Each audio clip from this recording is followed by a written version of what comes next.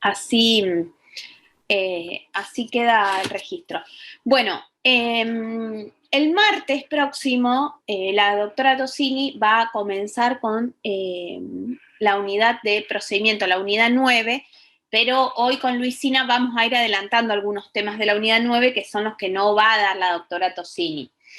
La unidad 9 contiene toda la parte de procedimiento de la materia, ¿sí? Están todos los procedimientos. Nosotros ya vimos un procedimiento que es el procedimiento de determinación de oficio, que lo vimos junto cuando vimos toda la determinación de oficio, incorporamos ahí también el procedimiento. Ese van a ver que en el programa está dentro de la parte de procedimiento. Con Gabriela van a ver fundamentalmente todo el derecho a la tutela judicial efectiva, tutela judicial y o jurisdiccional efectiva, y cómo los pactos internacionales de derecho humano y demás fueron incluyendo algunas cuestiones que deben aplicarse no solo cuando hay una instancia judicial, sino también en instancia administrativa.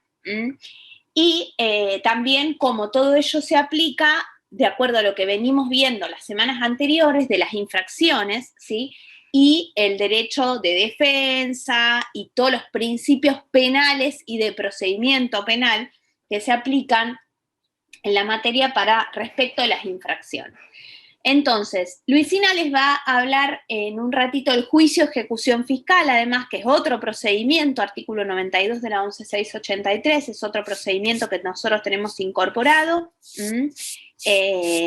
Y ahora vamos a yo quería resaltar dos cuestiones antes de comenzar. Primero, después vamos a volver sobre esto la semana que viene con Gabriela y el jueves con Karin, pero para que quede cierta claridad.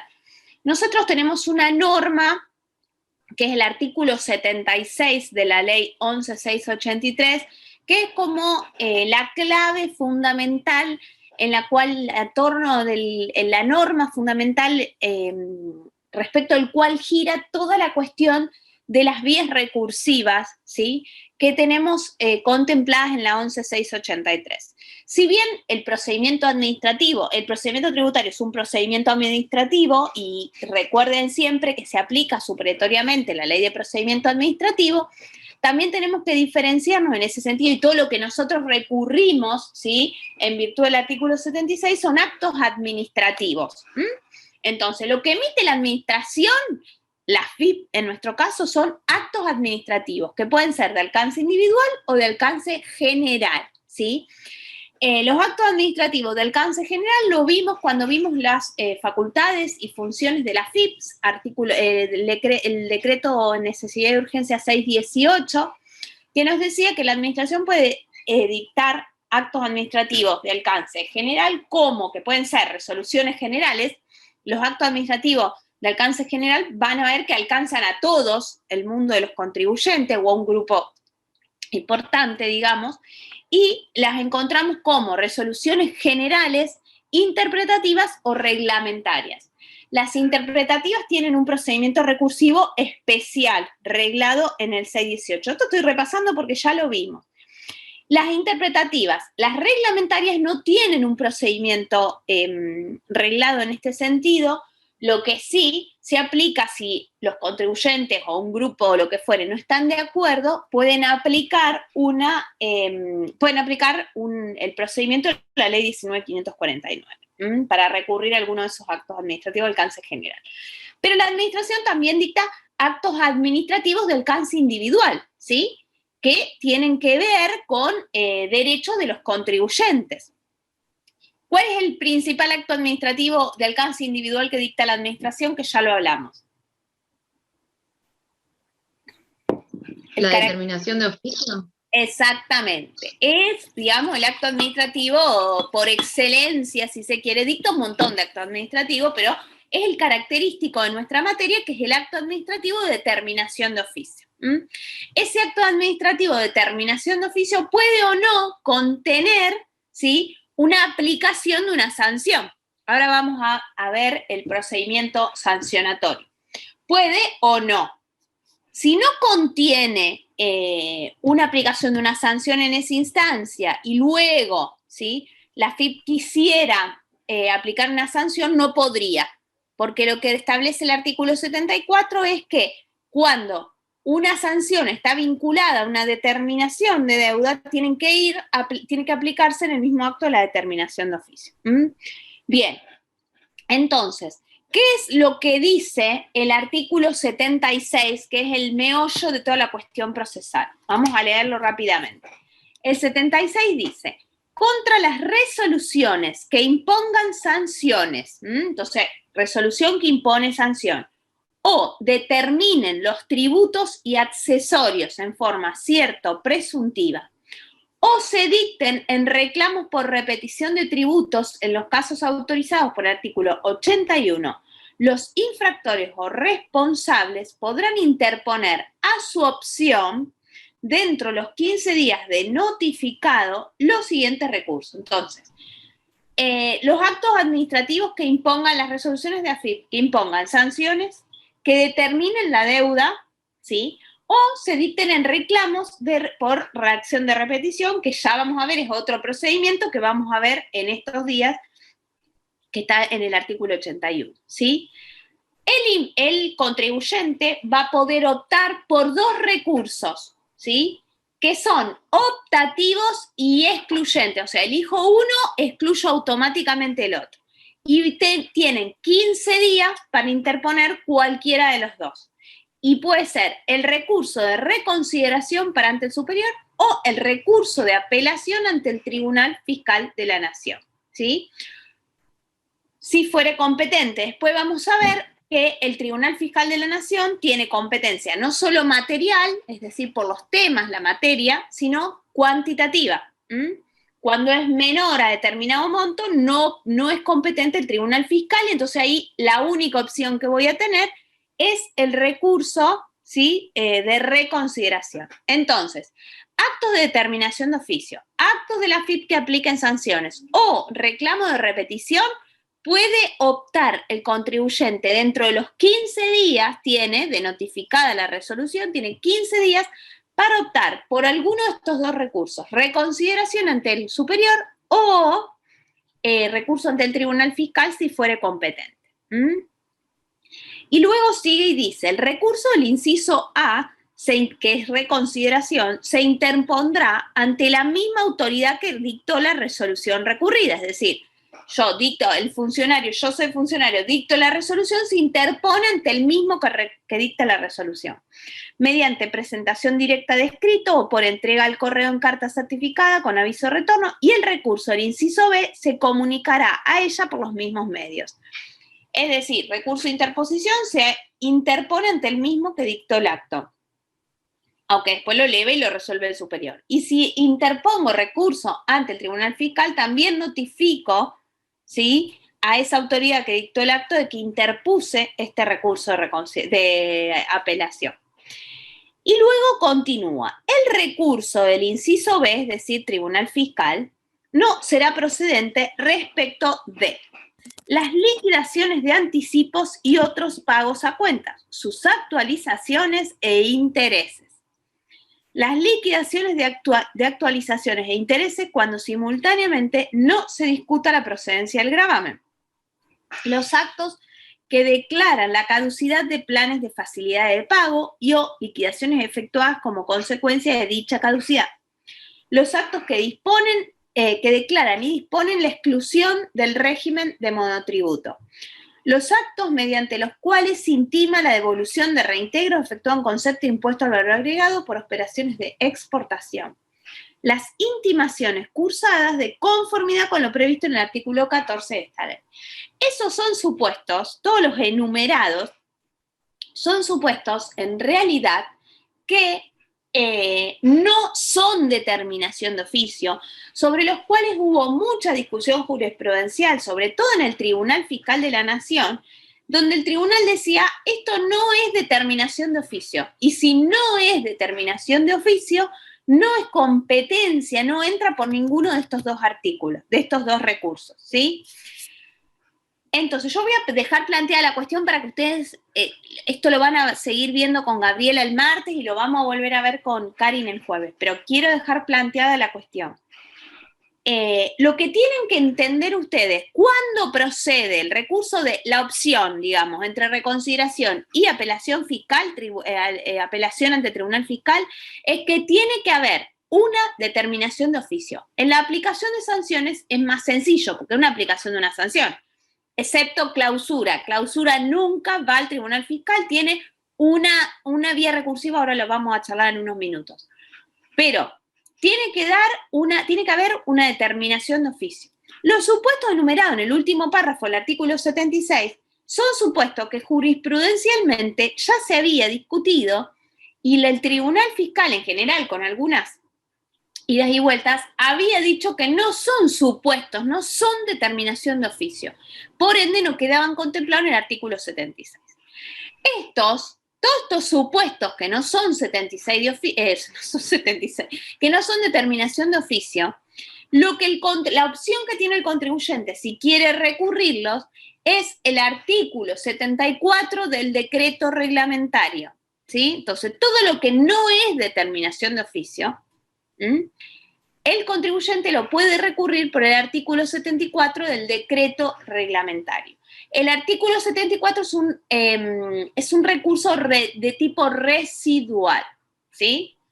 Es decir, para todo lo que no tiene una vía recursiva específica. La vía recursiva específica en la 11.683 es para determinación de oficio, aplicación de sanciones y reclamos de repetición. Lo otro queda por el residual del 74 del decreto, que ya vamos a volver a verlo un poco más. ¿Qué más le quería decir?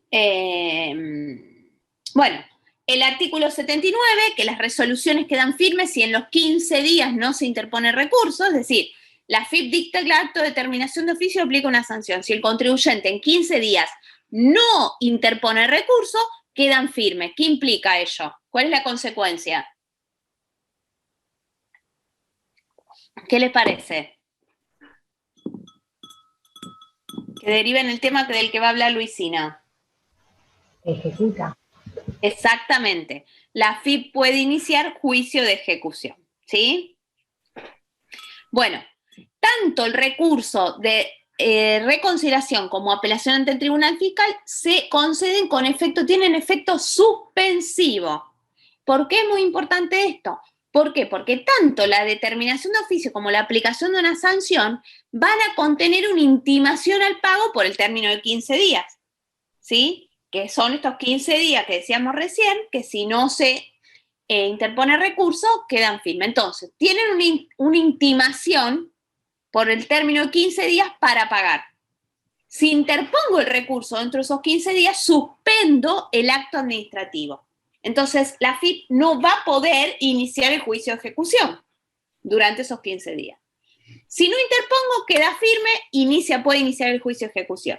Si no, si interpongo alguno de estos dos, optativo y excluyente, elijo uno, excluye el otro, cuando puedo, porque me da por la competencia cuantitativa del tribunal, al interponer cualquiera de los dos, suspendo la ejecutoriedad del acto, ¿sí? Entonces la FIP no va a poder iniciar juicio de ejecución fiscal.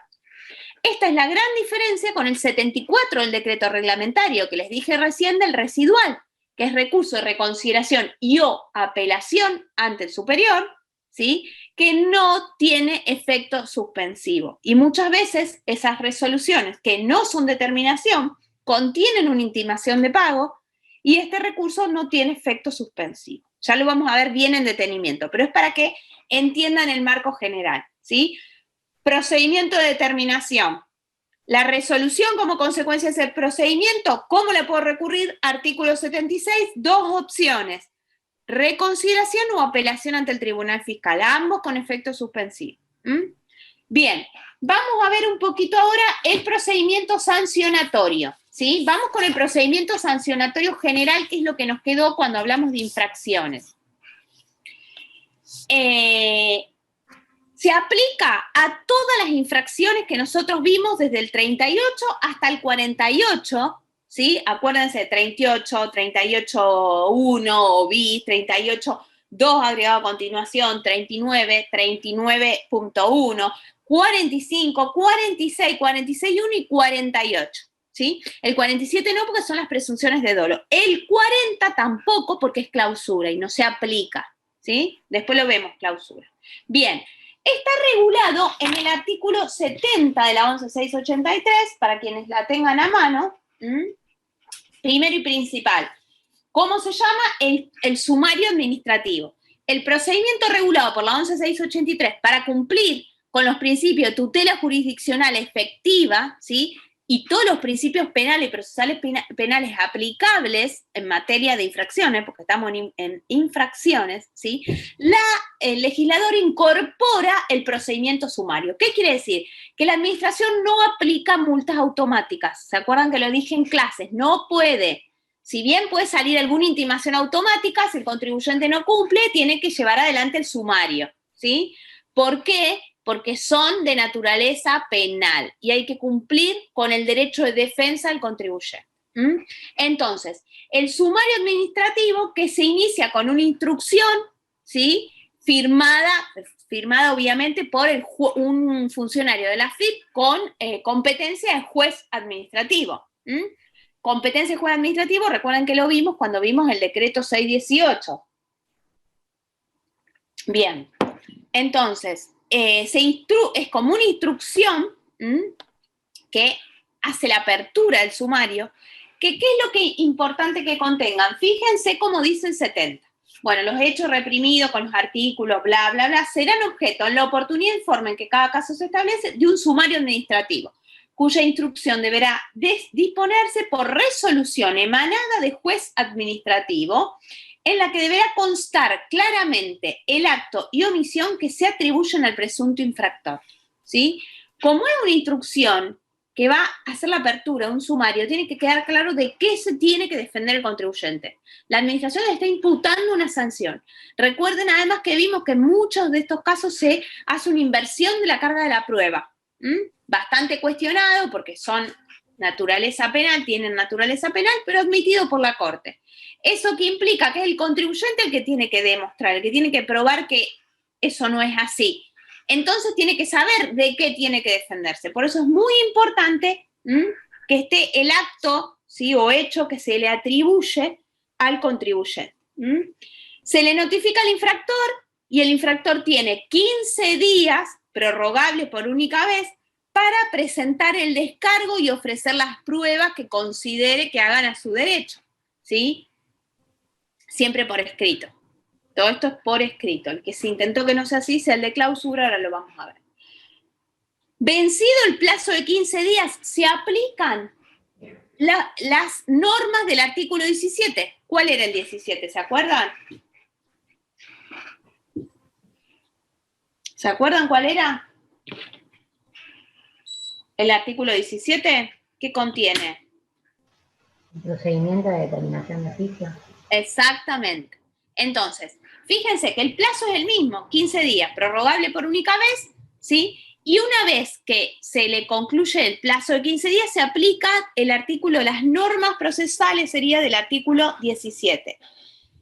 En general, cuando una sanción está vinculada a un procedimiento de determinación, corren juntos los procedimientos. Es un único procedimiento en el que el contribuyente, en la vista que se le corre para que se defienda de la determinación del ajuste practicado por la FIP, también, ¿qué se le hace? Se tiene que defender, ya se le deja constancia, ¿sí? Deja constancia que esa resolución también implica la apertura del sumario y cuál es el hecho que se le está atribuyendo para que él se defienda de ambas cuestiones.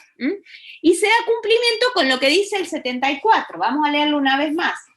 Cuando las infracciones surgieran con motivo de impugnaciones u observaciones vinculadas a la determinación de los tributos, las sanciones deberán aplicarse en la misma resolución que determina el gravamen, ¿sí? Para cumplimentar con eso. Si así no ocurriera, se entenderá que la DGI no ha encontrado mérito para imponer sanciones, con la consiguiente indemnidad del contribuyente. Es decir, si la sanción está vinculada a un incumplimiento, vinculada a una determinación de oficio, tienen que estar en la misma resolución, ¿sí? Si no, se entiende que la FIP no encontró mérito para imputarle ninguna infracción al contribuyente. Por eso digo que los procedimientos son muy similares, ¿sí? Y corren juntos. Pero tiene que quedar claro que el contribuyente tiene que hacerse esta apertura de sumario y tiene que entender claramente de qué tiene que defenderse. La impugnación de la resolución de aplicación de sanción, sea que sea una resolución sola de aplicación de sanción o determinación de oficio y sanción, artículo 76 que hablamos hace unos minutos. ¿Está claro? Entonces, se aplica para todas las infracciones efecto clausura. Ninguna se aplica automáticamente, sino que hay que llevar adelante, la AFIP tiene que llevar adelante este procedimiento sancionatorio. Bien, luego tenemos la sanción de clausura, que como les dije recién, tiene un procedimiento específico. Nosotros cuando vimos clausura, leímos todos los hechos que están detallados en el artículo 40 que dan lugar a clausura. Ahora bien, ¿cómo se acredita? ¿Sí? Fíjense, ¿por qué es diferente el procedimiento de clausura? ¿Por qué les parece? A ver, así no hacemos tan aburrida la clase. ¿Por qué les parece que es diferente el procedimiento de clausura? ¿Tiene una diferencia respecto del sumario?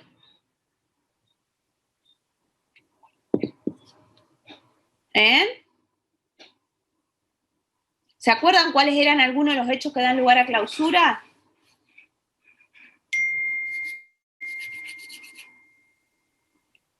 ¿No? Todos, si ustedes se fijan los hechos que dan lugar a clausura, hay que acreditar en el momento la materialidad de la infracción imputada. Son todos supuestos en que un inspector de la AFIP, por ejemplo, constata en ese momento.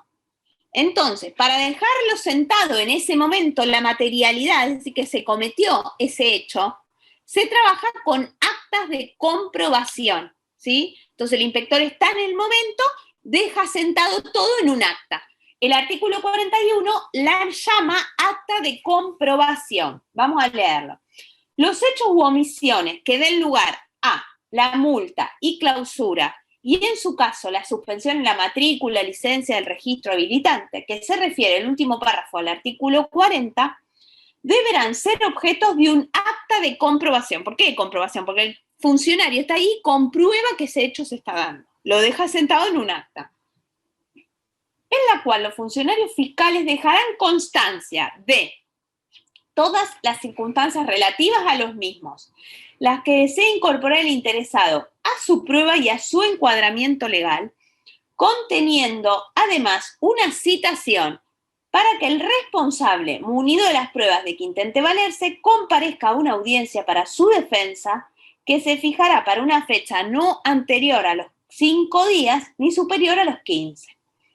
El acta deberá ser firmada por los actuantes y notificada al responsable o representante legal del mismo. En caso de no hallarse presente este último en el acto del escrito, se notificará el acta labrada en el domicilio fiscal por lo medio del artículo 6.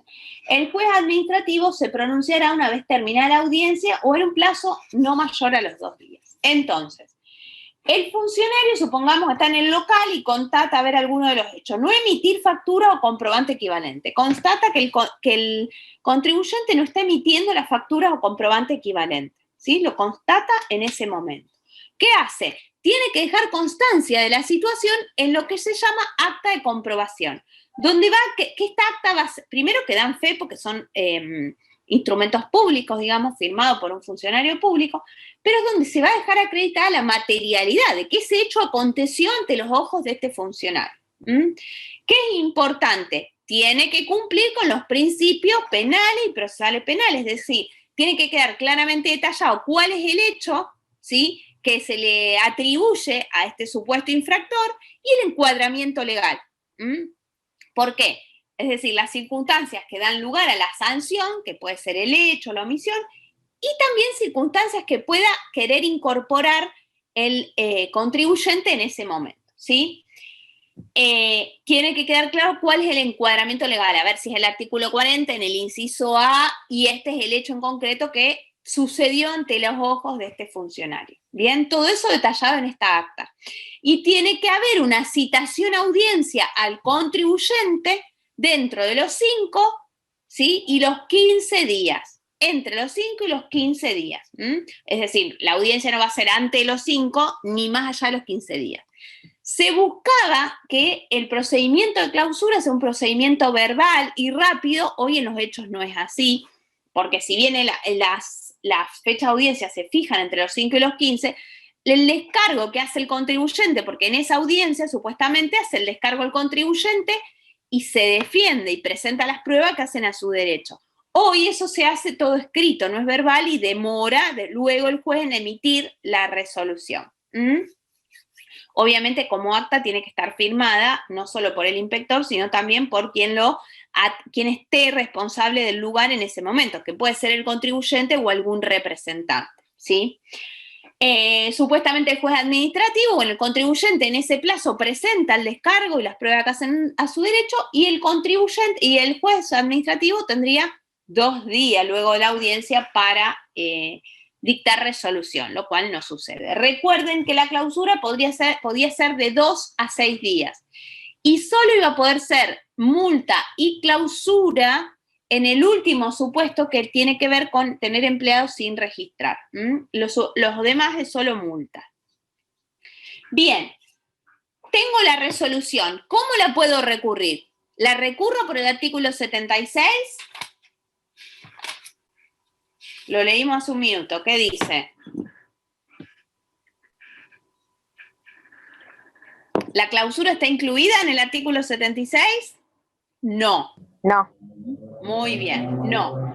Tengo una apelación que se llama administrativa, que la encontramos en el artículo 77, que dice: las sanciones de clausura y suspensión de la matrícula, licencia e inscripción en el respectivo registro, cuando proceda, serán recurribles dentro de los 5 días por apelación administrativa ante los funcionarios superiores que designe la FIP, quienes deberán expedirse en un plazo no mayor a los 10 días. Entonces, resolución que aplica una sanción de clausura, supongamos 3 días de clausura.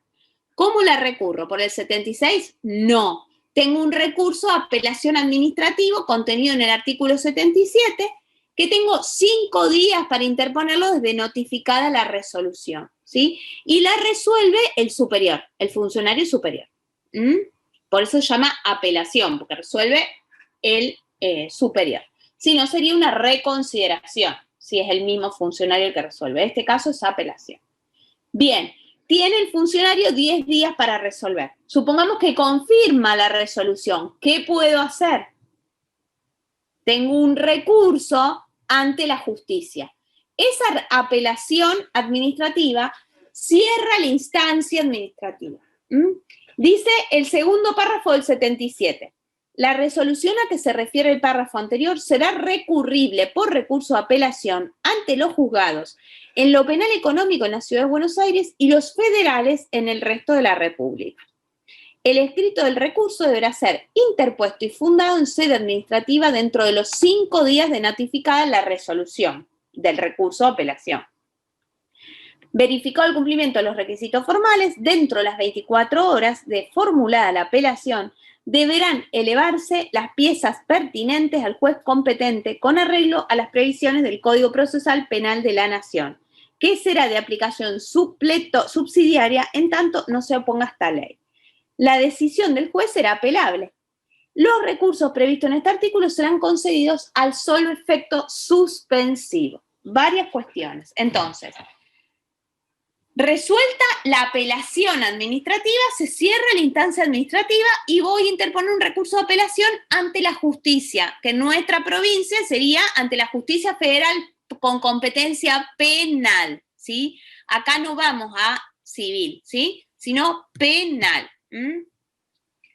Fíjense que tengo 5 días para interponer ese recurso, que se interpone ante los funcionarios que dictaron el acto, ¿sí? Por escrito, fundado, y los funcionarios lo tienen que elevar, si se cumple el requisito de admisibilidad, lo tienen que elevar, ¿sí? Al juzgado competente.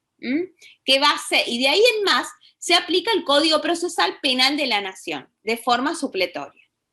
Como cuando nosotros vamos al federal, aplicamos el Código Procesal Civil y comercial de la Nación, procesal civil, sí, está bien, dije bien, procesal civil de la Nación. Acá, como vamos juzgado federal, en la clausura se aplica el Código Procesal Penal de la Nación. Tanto el recurso de apelación administrativa como el recurso de apelación ante los juzgados penales federales tienen efecto suspensivo. Esto es consecuencia del fallo Lapidus, porque anteriormente, esto se modificó con la ley 27430, porque anteriormente esta norma establecía que el recurso de apelación ante la justicia tenía efecto devolutivo y había sido declarado inconstitucional por la Corte en el fallo Lapidus, argumentando que las infracciones tenían naturaleza penal y que la consecuencia de ello era que no podían quedar firmes hasta que no sean revisadas en la última instancia judicial. Esto ya hace muchos años, pero ¿qué pasaba? Como no estaba modificada la norma, cada vez que uno interponía un recurso de apelación ante la justicia por una clausura, había que invocar el efecto del fallo Lapidus para que sea con efecto suspensivo. Porque el efecto devolutivo, ¿qué implica? El devolutivo no suspende la ejecutoria del acto, habilitaba a la AFIP a que proceda a la clausura.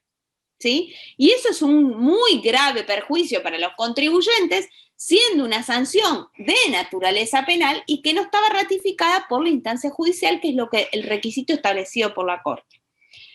Ahora está, ¿sí?, correctamente redactado, efecto suspensivo.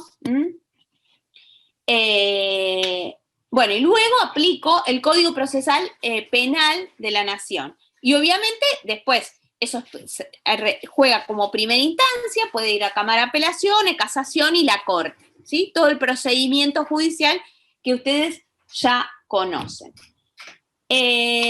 Bueno, muy someramente los dos procedimientos. Quiero que quede claro. Después vamos a volver sobre el 76. ¿Cuáles son los actos administrativos que se pueden recurrir por el 76? Dentro de eso tenemos el procedimiento de determinación de oficio, concluye con acto administrativo de alcance individual que se puede recurrir por el 76. El procedimiento sumario, que concluye con un acto administrativo, puede estar junto con la determinación o no, ¿sí? Y se puede recurrir por el 76, es decir, reconsideración o apelación ante el Tribunal Fiscal, ambos dos con efecto suspensivo. Y luego tenemos, dejamos de lado repetición porque todavía no lo vimos, ya vamos a ir sobre ello. Y luego tenemos el procedimiento de clausura, ¿sí?, que tiene un procedimiento de aplicación diferente por un acta de comprobación y una audiencia, y luego la vía recursiva, la clausura, la apelación administrativa y la apelación ante el Poder Judicial, ¿sí? Recuerden esto, es importante, fallo Lapidus, aunque ya está modificado la norma, es una cosa importante a tener en cuenta, ¿sí? Léanlo el fallo Lapidus porque es un fallo muy importante en materia de infracciones, ¿sí? Yo cuando les di infracciones, uno de los que mencioné porque resalta nuevamente la naturaleza penal, confirma, digamos, el criterio de la Corte respecto a la naturaleza penal de las infracciones. Todo lo que no está especificado como lo que no tenemos dentro de determinación de oficio, lo que tenemos que tener en claro es que lo recurrimos por otra vía, que es el artículo 74 del decreto reglamentario. Y en esa cuestión, ya lo vamos a ver, no lo vimos todavía el recurso, pero tengan en cuenta eso, se aplica de forma residual el artículo 74, ¿sí? Esperen un segundo porque justo le tenía que dar clase a Luisín y se le cortó la luz.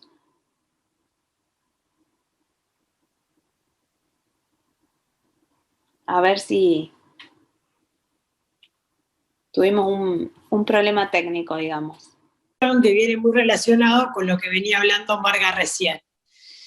Para que proceda, bueno, el juicio de ejecución es un proceso judicial, sumario, donde el actor siempre va a ser la administración, que puede ser nacional, provincial o municipal, y el demandado va a ser el contribuyente o el sujeto responsable al pago. Nosotros tenemos el juicio de ejecución. Para que proceda vamos a necesitar de un título suficiente. Se presume que la boleta de deuda, por el principio de derecho administrativo, es un título fehaciente para iniciar este tipo de procesos.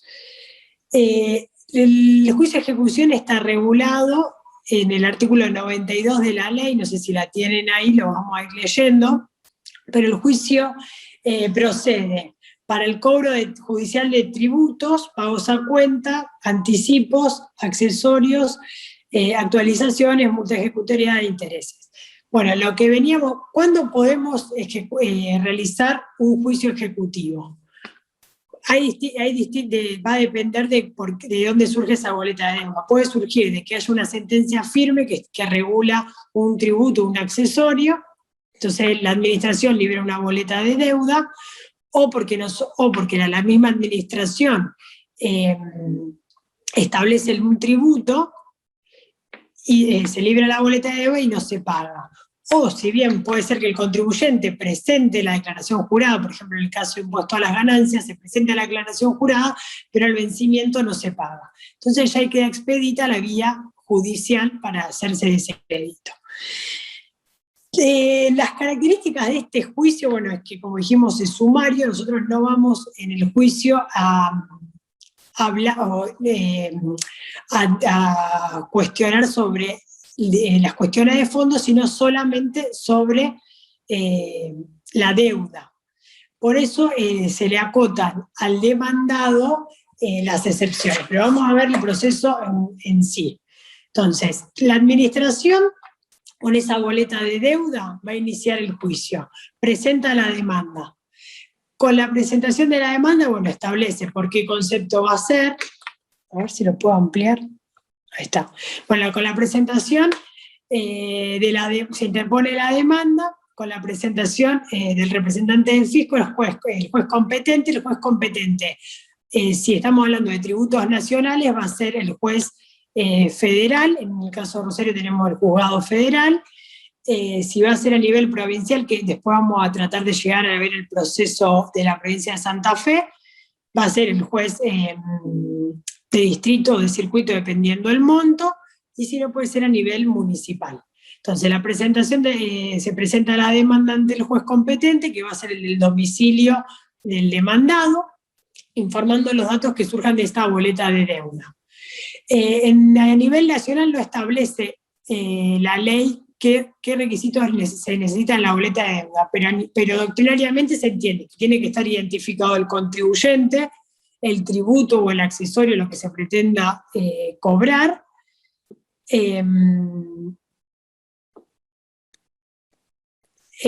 Bueno, entonces tenemos los datos del contribuyente, el tributo y el periodo fiscal. Todo eso tiene que estar individualizado en la boleta de deuda. Como dijimos, no va a haber discusiones de fondo, solo cuestiones del título. Por eso se acotan las posibilidades de excepciones que tiene el demandado.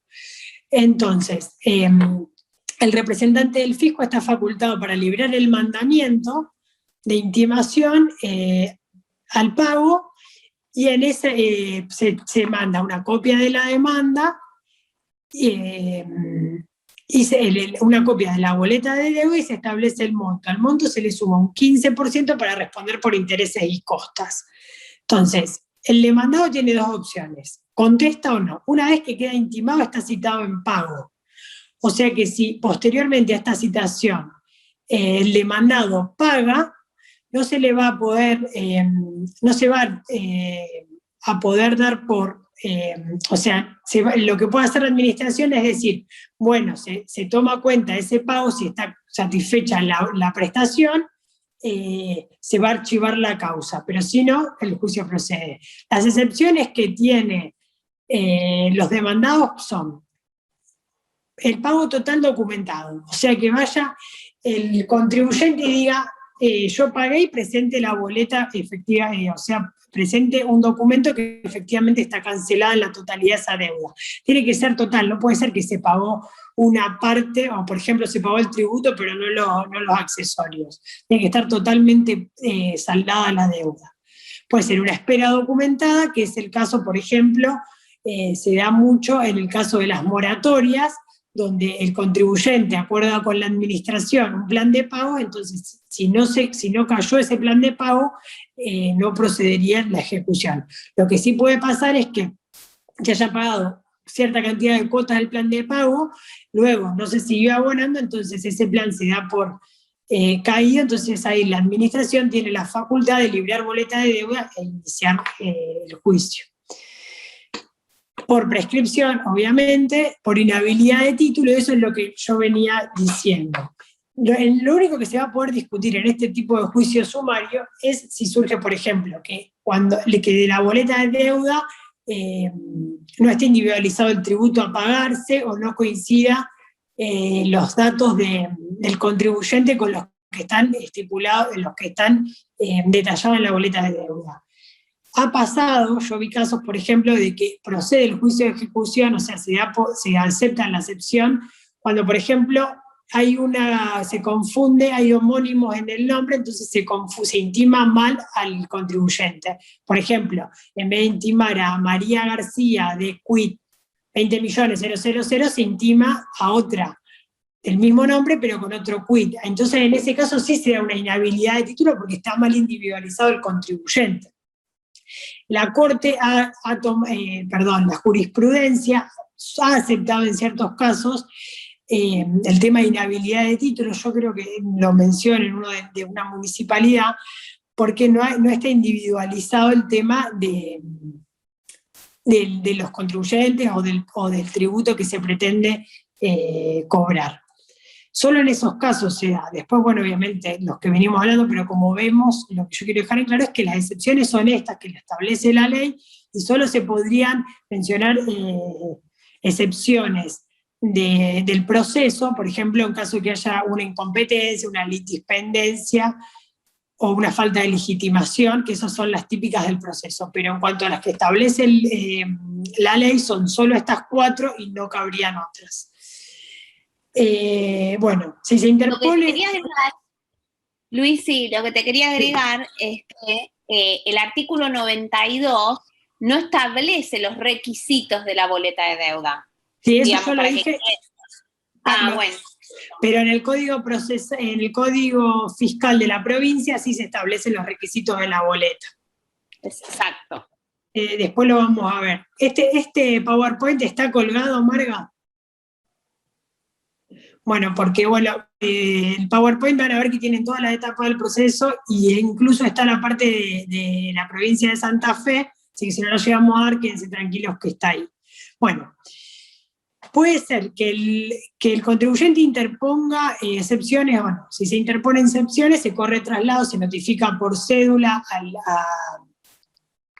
al actor para que se le corre traslado. Y entonces ahí hay 2 opciones. Se puede abrir una pequeña instancia donde deberá contestar el actor si se interpuso una excepción, y si no, ya quedan los autos para sentencia. Como vemos, es un trámite expeditivo, es rápido, porque lo que acá busca, si el que vio procesal va a ver que es mucho más escueto incluso que el previsto en el Código Civil y Comercial. ¿Por qué? Porque se pretende garantizar al fisco que pueda cobrar las acreencias que tiene. Ahora vamos a ver una comparación con lo que estaba anterior a la ley. Bueno, tiene 10 días desde la contestación del traslado, y si hubiera requerido resolución en su caso en que no se hubiera contestado el traslado. Bueno, o de que la clausura del periodo probatorio. Se puede abrir un periodo probatorio si es realmente necesario, si no, no. Y entonces, pasan los autos a sentencia, fundamental, se toman mucho en los exámenes, la sentencia es inapelable, artículo 92, pero sí puede ser recurrida, incluso ahora el fallo que vamos a ver, que es Intercorp, que es anterior a la reforma de la ley, llega a la Corte Suprema por un recurso federal. Bueno, ¿qué pasa? Si la sentencia es a favor del contribuyente, la administración tiene la posibilidad de liberar nueva boleta de deuda e iniciar un nuevo juicio ejecutivo. Si la favor es en contra del contribuyente, queda expedita, el ejecutado tiene que pagar la totalidad y luego repetir. El juicio de repetición lo van a ver con Gabriela la semana que viene. Varias cuestiones. En los recursos en los juicios ejecutivos, lo que se busca, como venimos diciendo, es que la administración cobre esas acreencias que tiene con estos contribuyentes. Entonces se le da facultades al fisco para asegurar esos créditos. ¿Cuáles son estas facultades? Lo que se interponen son las medidas cautelares. Previa a la reforma de la ley, se le da un montón de atribuciones al fisco que eran inconstitucionales porque afectaban el derecho de defensa y el sistema republicano. ¿Por qué? Porque el fisco podía embargar una cuenta sin anuencia de los jueces, o sea, del Poder Judicial.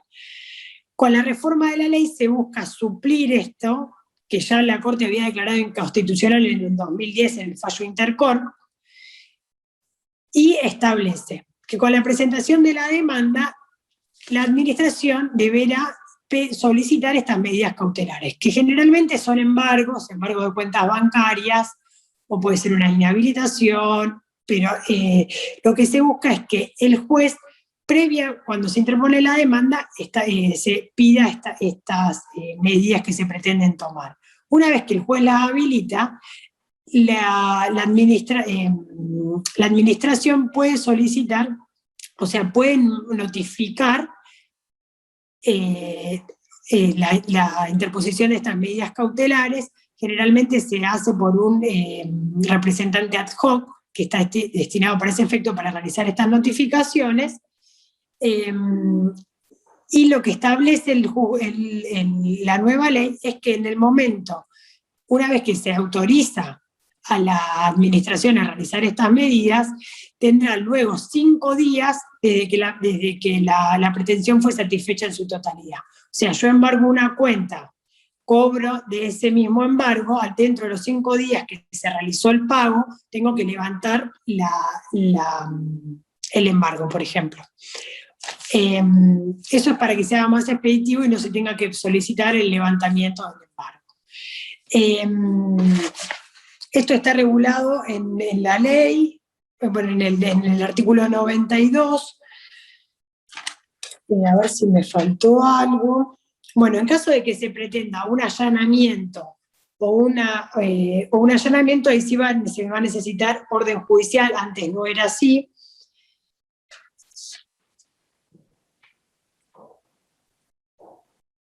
Y en caso de que la medida cautelar se realice previo a la notificación de la demanda, la administración deberá notificar dentro de los 5 días siguientes que se haya tomado conocimiento de la traba. O sea, que antes de que se inicie, por ejemplo, o se inició la demanda, pero todavía no se ha notificado esa demanda al contribuyente, bueno, se le deberá notificar, por ejemplo, la traba de ese embargo,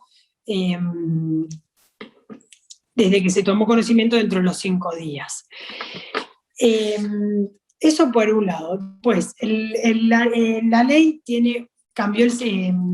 establece que le establece una responsabilidad solidaria para las entidades financieras, artículo 92.1, donde establece que cuando se toma conocimiento previo del embargo, hubieran permitido su levantamiento y de manera particular en las siguientes situaciones: cuando sean causantes de forma directa de la ocultación de bienes, fondos, valores o derechos del contribuyente ejecutado con la finalidad de impedir la traba del embargo, o sea, tienen conocimiento previamente de que se va a efectuar esa medida cautelar y se ocultan los bienes, o cuando sus dependientes incumplieran las órdenes de embargo u otras medidas cautelares ordenadas para los jueces o por los agentes. Es muy común que la traba del embargo sea anterior a la notificación de la demanda, es muy común.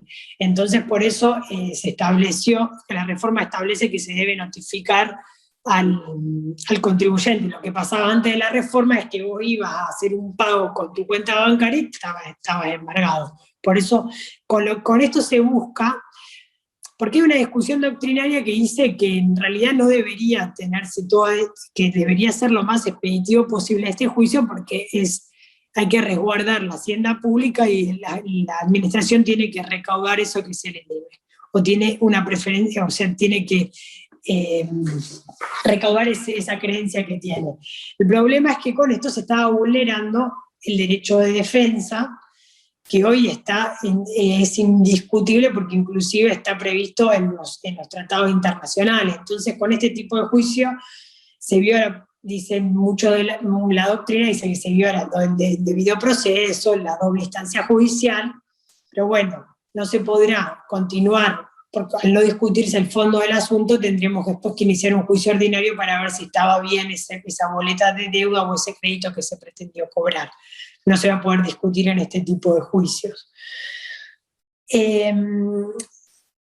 Y bueno, y después lo que hablaba Marga, los sumarios administrativos, el artículo 94 dice que el cobro de los impuestos por vía de ejecución fiscal se tramitará independientemente del curso del sumario, a que pueda dar origen la falta de pago de los mismos. O sea, yo puedo cobrar y el sumario administrativo puede seguir. Importante que creo que me olvidé de decir, se va a aplicar el Código Civil, el Código Procesal Civil y Comercial de la Nación para este tipo de juicios. A ver. Bueno, cuando se trate de cobro de deudas tributarias contra la Administración Nacional, su representación descentralizada o autárquica, no se aplican las disposiciones de este capítulo, sino se aplica la ley específica para esa, la 19, a ver, no me acuerdo cuál era, la 19.983 se aplica en ese caso.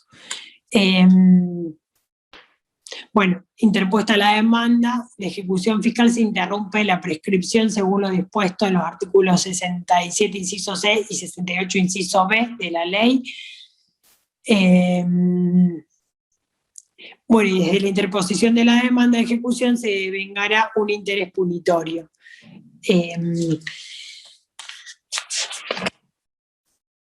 Eso por el lado de lo que es la repetición a nivel nacional.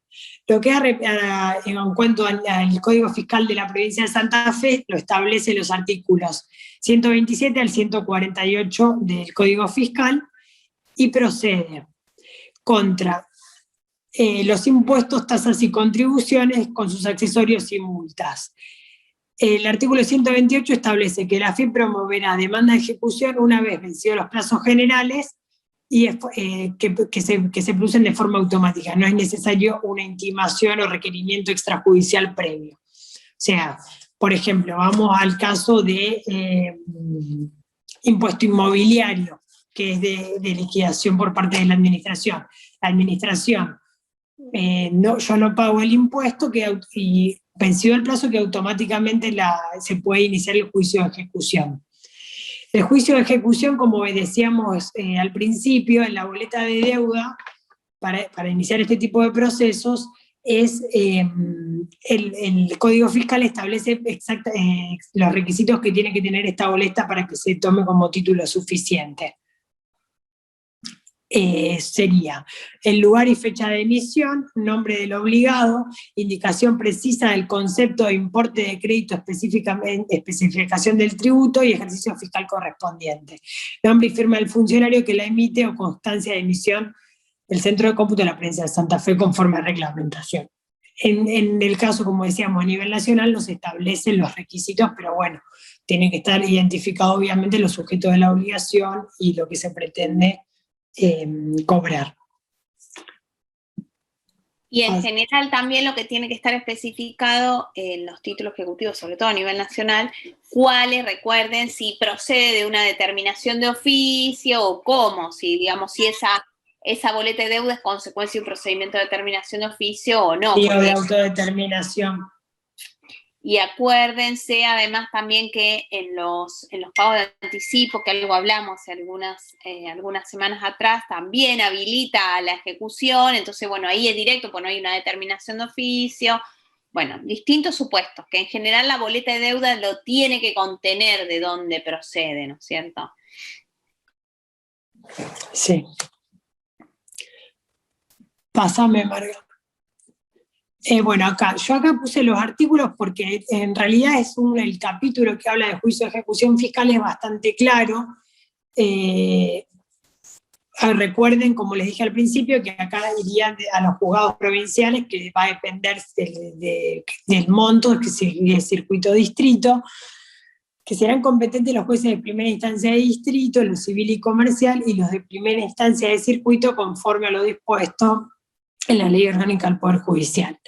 La demanda de apremio debe establecerse ante el juez del domicilio fiscal del accionado y en su caso en el mismo no existiera o no subsistiera, se podrá optar entre el lugar de cumplimiento de la obligación o el lugar donde se encuentren sus bienes inmuebles, sus negocios o ejerza su actividad lucrativa. Bueno, acá tenemos la competencia, el lugar. Bueno, se interpone la demanda.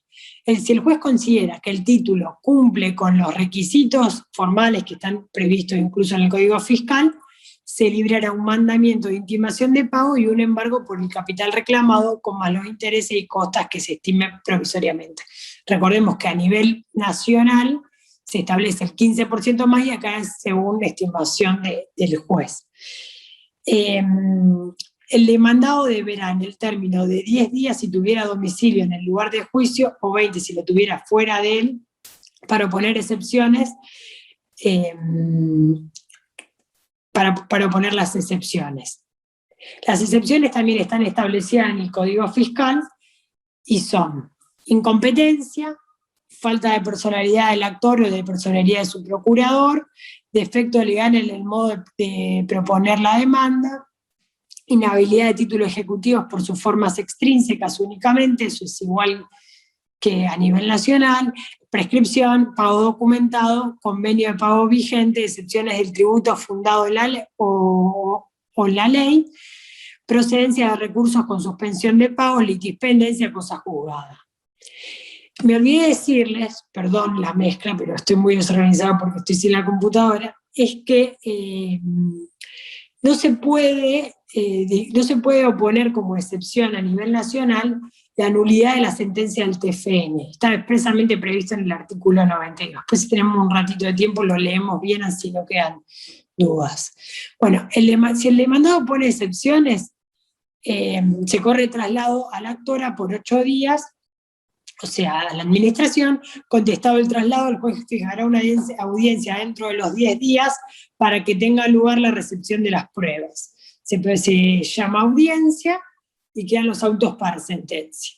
Si no se opone excepciones, directamente se va a sentencia de remate. Esta sentencia es recurrible. Lo que puede pasar es igual que a nivel nacional, si es a favor del fisco, el contribuyente luego después podrá repetir, y si es en contra del fisco también se podrá emitir una nueva boleta de deuda. Hay cosas a tener en cuenta, bueno, lo mismo que a nivel nacional, en este caso se aplicaría supletoriamente el Código Procesal Civil y Comercial de la Nación. Los jueces no admitirán el desistimiento de la acción sin la comprobación del pago del importe de la ejecución y las costas o resoluciones de la administración provincial del impuesto aprobatorio al convenio de pago, resolución de este órgano que ordene el desistimiento, y el cobro del impuesto por vía de ejecución fiscal se tramitará independientemente del curso del sumario que pueda dar origen la falta de pago de los mismos. Creo que rápidamente vimos todo. Marga, ¿algo más para agregar? No, Luis, sí, pero ya que ya que hablamos del procedimiento, a ver, ¿qué es lo importante? ¿Qué es lo que nosotros pretendemos? Que ustedes entiendan cada uno de los procedimientos y puedan relacionarlos entre sí. O sea, de acto administrativo, ¿no? De alcance individual. Si no interpongo ningún recurso dentro de los 15 días, queda firme. ¿Qué implica? La FIP puede liberar boleta de deuda e iniciar este juicio de ejecución. Lo mismo pasa a nivel provincial. Ahora vemos 2 minutos los artículos, que nos quedan unos 10 minutos. Supongamos que interpone alguno de los 2 recursos del 76, porque una determinación o un procedimiento, ¿sí? Lo interpone en plazo. Bien, ya vamos a ver el procedimiento del recurso de reconciliación o el procedimiento de la apelación ante el Tribunal Fiscal. Concluido el procedimiento, hay que ver, siempre lo que ustedes tienen que tener en cuenta es con qué efectos se otorgan los recursos. Porque si el recurso se otorga con efecto suspensivo, está suspendida la posibilidad de FIP de iniciar el juicio de ejecución. Si no, si se otorga con efecto devolutivo, eso habilita a la administración, excepto que yo interponga algún tipo de medida cautelar junto con el recurso, y me la den, por supuesto, porque si me la rechazan no, eso habilita a la administración automáticamente a librar boleta de deuda e iniciar juicio de ejecución. Iniciado el juicio de ejecución, mi posibilidad de defensa es muy limitada. Métanse esto en la cabeza porque después les preguntamos los plazos del juicio de ejecución y contestan cualquier cosa. Los plazos son cortos, es un juicio ejecutivo, ¿sí? Tengo un título de deuda, la administración lo ejecuta, las defensas son muy escasas, tienen que saber, juicio ejecutivo a nivel nacional, boleta de deuda, qué requisitos, qué medidas cautelares y cómo puede aplicar la administración. Tienen que saber el fallo Intercorp, porque fue muy importante en esto, ¿sí? Que principios constitucionales estableció la Corte que estaban vulnerados. Es un fallo que hay que estudiar, como le dije, la PIDUS, tienen que saber Intercorp. ¿Qué excepciones se pueden oponer? Las 4, nombrar, las tienen que saber nombrar las 4. Y si la sentencia de juicio de ejecución es apelable o no es apelable. No es apelable, pero es recurrible, que significa puedo ir por recurso extraordinario, si hay una vulneración de un principio constitucional, a la Corte. Así llega Intercorp a la Corte, porque Intercorp era un juicio de ejecución, ¿sí? Y la Corte abre la competencia por esta cuestión. Concluido el juicio de ejecución, sale la sentencia de remate, me ejecutan, ¿sí? Se cobra la FIP. Yo sigo sin estar de acuerdo y quiero discutir la cuestión. ¿Qué hago? Acciono demanda de repetición, que ya lo vamos a ver. Cuando la FIP me cobra algo que yo no estoy de acuerdo, lo tengo que pagar, por ejemplo, como consecuencia del juicio de ejecución. Si luego quiero ir a discutir en un marco amplio que no lo pude hacer en el juicio ejecutivo, es la acción o demanda de repetición, que ya lo vamos a ver, ¿sí? Bien, en la provincia de Santa Fe, como yo les dije, el 76, a nivel nacional, obviamente que la provincia de Santa Fe también tiene el procedimiento sumario para aplicar las multas, ¿sí? Esperen que estoy buscando.